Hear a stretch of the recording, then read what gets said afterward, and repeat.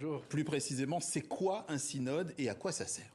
Alors, c'est une assemblée que convoque le pape pour discuter des problèmes de l'heure qui intéressent l'Église. C'est une tradition qui remonte au temps apostolique, au tout début de l'Église, et elle existe d'ailleurs dans les églises orthodoxes, mais aussi protestantes.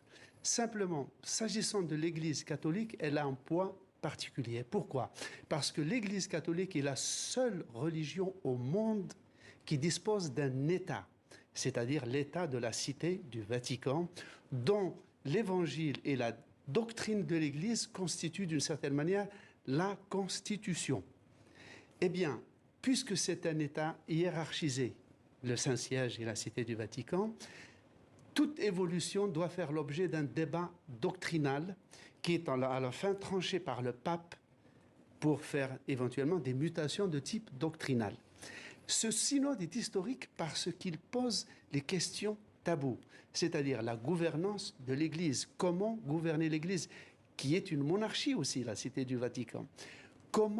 Quelle serait la place des femmes? Quelle serait la place des prêtres divorcés ou des prêtres non mariés? Quelle serait la place des homosexuels, de toute la communauté LGBT? C'est-à-dire, ce sont des questions que jusqu'ici, le pape a évité en bénissant les êtres humains qui sont concernés par ces problématiques, mais sans admettre ni reconnaître leur orientation. Vous l'avez évoqué, on parle beaucoup d'une envie de redessiner finalement le rôle des femmes au sein du clergé. Au regard des précédents, est-ce qu'il faut s'attendre à des changements sensibles? Vous avez parlé également d'évolutions doctrinales. Est-ce que ça aboutit nécessairement à des évolutions doctrinales notables? C'est ce qu'on devrait voir.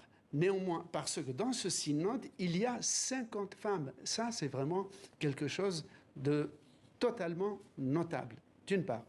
D'autre part, je ne crois pas que la question des ordinations des femmes soit à l'ordre du jour. Pourquoi? Et là, on arrive au point profond qui concerne le Saint-Siège, à savoir que ce que nous appelons l'Occident chrétien n'abrite aujourd'hui plus qu'un quart des catholiques. L'Amérique du Sud abrite 50%.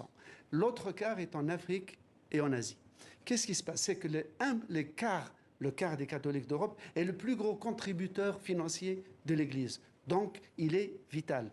Mais il est postmoderne. C'est lui qui pose le problème du mariage pour tous, de la communauté LGBT. Mais dans le Sud, on a des gens qui sont plus pauvres, plus basanés, pourrait-on dire, mais plus conservateurs.